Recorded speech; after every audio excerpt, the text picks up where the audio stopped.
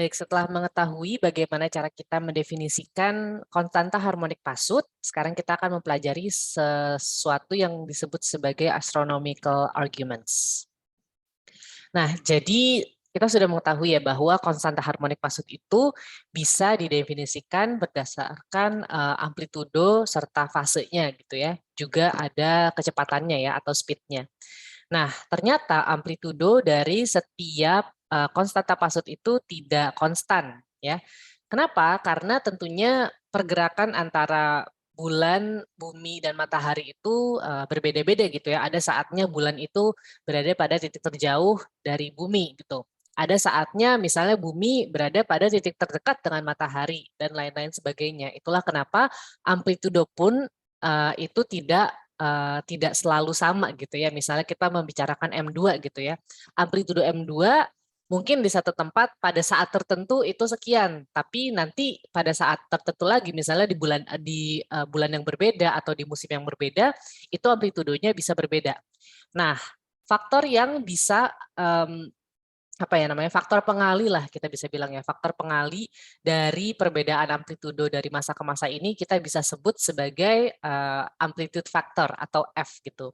Dan F ini variasinya ada di antara angka 1 gitu ya. Jadi kalau 1 itu kan sempurna lah ya, angka berapapun dikali 1 ya angka itu gitu kan. Nah, untuk variasinya sendiri dia memiliki jangka waktu atau periode perubahan sampai dengan 18,61 tahun ya, karena kalau kita setidaknya hingga sekarang ya nggak tahu nih kalau berapa tahun lagi apakah ada variasi lain yang ternyata periodenya lebih panjang lagi gitu misalnya dan ada efek yang cukup penting gitu ya misalnya. Tapi sampai sekarang yang kita akui adalah efek yang paling panjang gitu adalah 18,61 tahun gitu ya. Jadi siklus dari perubahan multiplying factor ini pun mengikuti siklus si nodal regression dari um, evolusi bulan gitu ya terhadap bumi gitu, perputaran si bulan untuk mengelilingi bumi gitu ya. Maka itu si amplitude factor ini kadang-kadang juga disebut sebagai nodal factor karena kan si bulan ini kita sebut sebagai nodal regression gitu ya. Nah, untuk fase pun gitu ya, kita juga bisa tentukan berdasarkan posisi antara bulan, matahari, dan bumi gitu ya. Nah, itu kita bisa kalkulasikan di setiap titik di dunia ini, tapi agar lebih mudah gitu ya, kita kalkulasi di Greenwich dulu ya. Jadi baca Greenwich itu sebenarnya Greenwich gitu ya. Kenapa? Karena kita mengakui bahwa Greenwich itu adalah meridian nol kita gitu ya. Nah, jadi fase untuk di Greenwich ini kita sebut sebagai A gitu ya. Jadi kita bisa bayangin nantinya untuk setiap untuk setiap konstanta pasut gitu, itu pasti nanti hitungannya A ditambah sekian gitu ya, karena A sendiri itu adalah nol kita gitu kira-kira. Nah, jadi A sama F itu kita sebut sebagai astronomical arguments. Kenapa? Karena argumen-argumen ini atau notasi-notasi ini benar-benar purely berdasarkan astronomical influences gitu. Jadi kita belum membicarakan hal-hal yang sifatnya lokal gitu. Ini benar-benar hal-hal yang sifatnya astronomical. Oke, jadi ingat-ingat ada A dan F, paling nggak notasinya sekarang seperti itu ya. A sendiri itu adalah phase adjustment berdasarkan Greenwich gitu ya. Lalu untuk F sendiri itu adalah nodal factor atau amplitude factor gitu ya. Nah, untuk bagaimana cara kita mengekspresikannya itu seperti ini ya. Jadi ketinggian muka air pada saat tertentu gitu ya, pada saat T itu kita bisa tuliskan sebagai F dikali H cos A plus NT. Jadi sebenarnya ini mirip sekali ya kalau kita lupakan A sama F-nya itu kan sebenarnya cuma H cos NT aja gitu ya. Tadinya kan H cos NT minus si fase gitu ya, perbedaan fase. Nah ini fasenya kita taruh depan justru ya. Jadi FH, karena kan itu faktornya si amplitudo, H itu amplitudo ya, cos A gitu ya, itu adalah phase adjustment dari si Greenwich dan ditambahkan dengan NT, di mana N itu adalah speed-nya dan T adalah waktu gitu ya. Jadi perubahannya berdasarkan waktu. Jadi kalau kita mengalihkan ini misalnya di nggak tahu 1 jam dengan selang waktu 1 menit gitu ya, artinya kamu punya 60 data gitu ya dalam 1 jam, kira-kira seperti itu. Nah, kadang-kadang si phase adjustment ini di breakdown menjadi perbedaan fase E dan U gitu. E dan U itu apa? Kalau E itu adalah basic phase gitu ya, fase dasar ya. Kalau misalnya U itu adalah fase koreksi gitu. Nah, U sendiri itu adalah kita kayak membuat ada variasinya sendiri lah ya kira-kira. Jadi kalau misalnya U itu memiliki sifat variasi yang mengikuti si F sendiri gitu. Jadi ada periode yang paling panjang itu sekitar 18,6 tahun gitu ya. Jadi kalau misalnya F itu variasinya di antara angka 1 karena dia itu sistemnya adalah faktor pengali. Nah, kalau U ini adalah faktor tambahan gitu ya. Mohon maaf lagi aktif sekali ini soalnya MS Team saya lagi ada kegiatan. Tapi intinya kalau U itu dia variasinya di antara 0 gitu ya. Jadi kalau misalnya sesuatu tambah 0 ya udah sesuatu itu adalah angkanya sendiri gitu ya kira-kira. Jadi untuk A kadang-kadang itu didefinisikan sebagai E plus U gitu ya. Jadi E itu lagi-lagi fase dasar dan U itu adalah fase koreksi.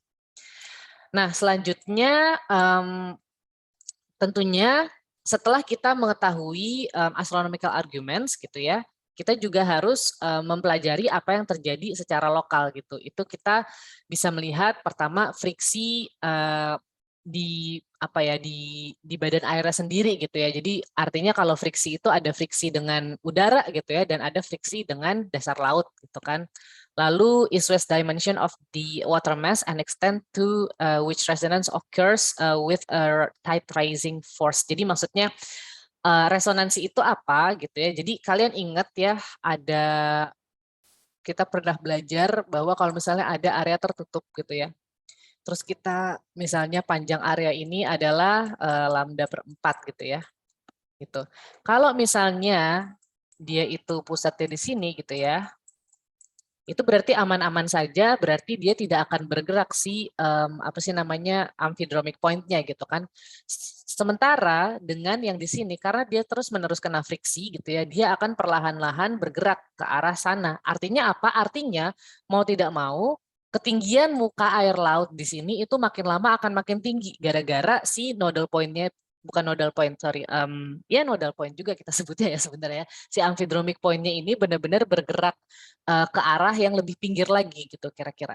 Jadi ada efek dari dimensi water mass-nya gitu ya. Kenapa east west? Karena kita kan dia itu geraknya antara ke barat atau ke timur pada umumnya kayak gitu ya. Karena dia selalu seperti itu.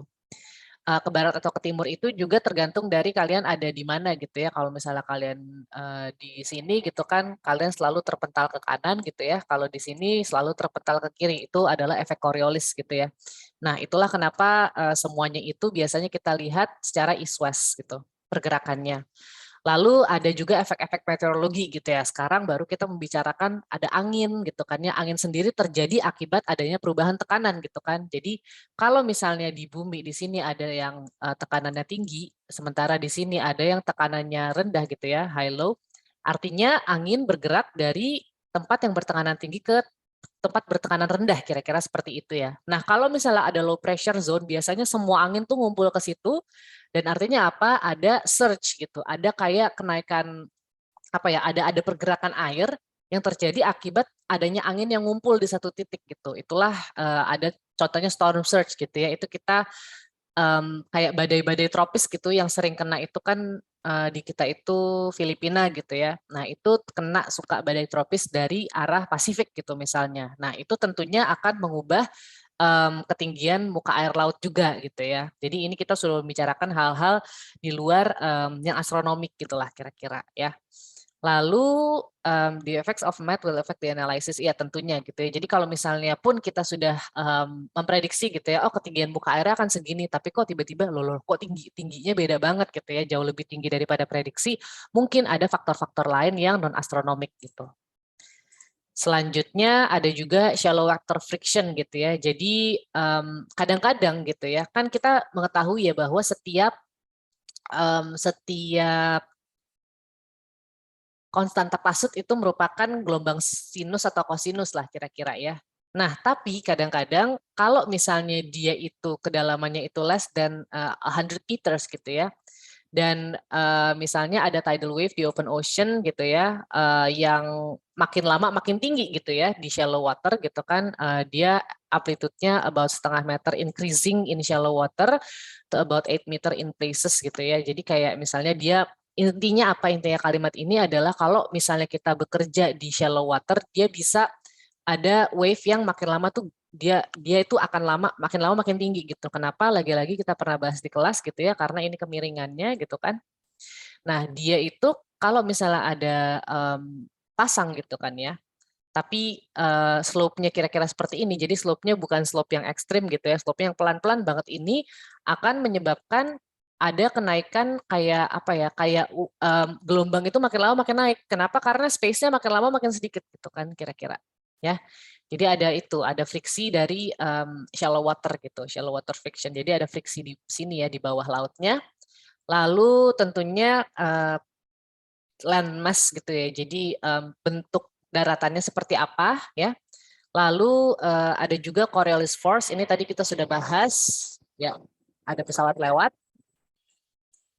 Ya, Coriolis force itu intinya kalau kita berada di bumi sebelah utara gitu ya, kalau kita melempar sesuatu dia akan terdefleksi ke kanan ya, karena dia bumi itu muternya counterclockwise, sementara kalau kita melempar sesuatu di belahan bumi bagian utara dia akan terdefleksi ke kiri gitu. Ya, ada Coriolis force dan juga efek dari longitude. Jadi kita itu ada di mana gitu ya. Ternyata itu ada efeknya juga gitu kan. Itu juga efeknya lebih kepada kayak misalnya lagi di musim apa gitu kan, kalian ingat miring-miringnya gitu, kita apakah lebih miring ke matahari atau lebih menjauh dan lain-lain ya. Dan waktu terutama kalau longitude itu hubungannya terhadap waktu ya. Lalu ya itu ya, jadi kalau misalnya F-nya itu 1, ya udah kita cuma tulis itu sebagai H gitu ya. Lalu kita untuk setiap konstanta pasut gitu ya, itu bisa lagging gitu ya, bisa telat gitu dari prediksi gitu ya. Terutama kenapa? Karena ada friksi gitu, tapi speed-nya akan tetap sama. Jadi kira-kira misalnya gitu ya, prediksi kita seperti ini gitu ya. Jadi jam sekian tuh persis gitu ya di situ udah segitu. Tapi ternyata pada kenyataannya saya kasih warna biru itu dia telat gitu. Dia baru nongol di sini gitu. Nah, itu bisa aja kenapa? Bisa aja karena friksi. Mungkin ini akan kalian temukan nanti di pramuka gitu ya. Jadi menurut prediksinya tuh jam segini udah ketinggian udah sekian gitu ya.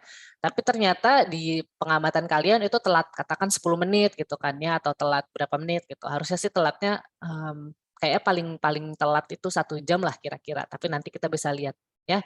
Nah, untuk lagging fase ini kita bisa definisikan sebagai G gitu ya, lagi-lagi measure-nya in degrees gitu ya. Jadi kita selalu ingat kalau misalnya kita ngomongin pasut itu apa namanya sih pergeserannya itu kita definisikan selalu sebagai derajat gitu ya.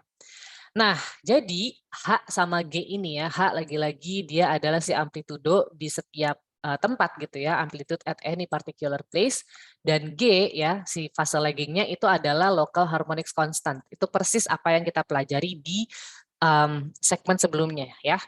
Dan ini unique to each location but remain constant over time gitu ya. Jadi beda-beda tapi biasanya sih cukup konstan ya.